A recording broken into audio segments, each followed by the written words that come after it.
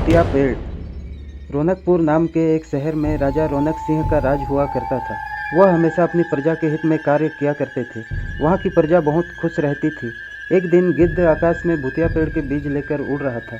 जैसे ही गिद्ध रौनकपुर पहुँचा तो उसके मुंह से एकदम बीज रौनकपुर के बीचों बीच गिर गया। बीज भूतिया था, इसीलिए अगले ही दिन वह पौधा बन गया। वहाँ के स्थानीय निवासियों ने जब पौधे को देखा तो हैरान रह गए, क्योंकि पौधे का रंग काला था।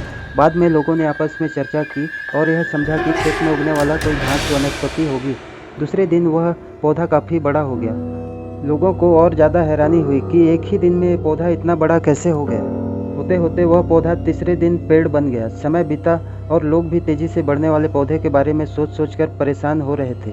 वह इस मामले को राजा के पास लेकर गए। ऐसे जादुई पौधे का पता चलते ही राजा तुरंत उस जगह पर पहुंच गए। राजा को जैसे ही पता चला कि एक काले रंग का पौधा 3 दिन में पेड़ बना है, तो वह उस पेड़ को हैरानी से देखने लगे। राजा उस पेड़ के पास चौथे दिन पहुंचे थे और तब तक पेड़ और बड़ा हो चुका था। वो इतनी तेजी से फैला था कि किसी को यकीन ही नहीं हो रहा था। राजा समझ गए थे कि रंग काला है, इसमें जरूर कुछ जादू टोना होगा। इसी सोच के साथ राजा ने घोषणा कर दी कि जो इस पेड़ को खत्म करेगा उसे वो इनाम के तौर पर 1000 सोने के सिक्के देंगे। यही नहीं, राजा ने यहाँ तक कहा कि पेड़ को खत्म करने वाला व्यक्ति मेरी मृत्यु के बाद मेरी राजगद्दी पाने का हकदार भी बनेगा। इतनी बड़ी घोषणा सुनने के बाद हर कोई पेड़ खत्म करने के लिए अपना दिमाग लगाने लगा। राजा के सारे चतुर मंत्रियों ने भी तरकीब लगाई, लेकिन पेड़ को कोई भी नष्ट नहीं कर पाया। किसी ने पेड़ के आसपास आग लगाई तो एक मंत्री ने उस भूतिया पेड़ को हाथियों तक से खिंचवाया, लेकिन पेड़ को कुछ भी न हुआ। अब लोगों के मन में डर बैठ गया और उन्हें लगा कि पक्का यह ऐसा वैसा नहीं बल्कि भूतिया पेड़ है। तभी उस गांव के एक समझदार व्यक्ति को राजा की घोषणा का पता लगा।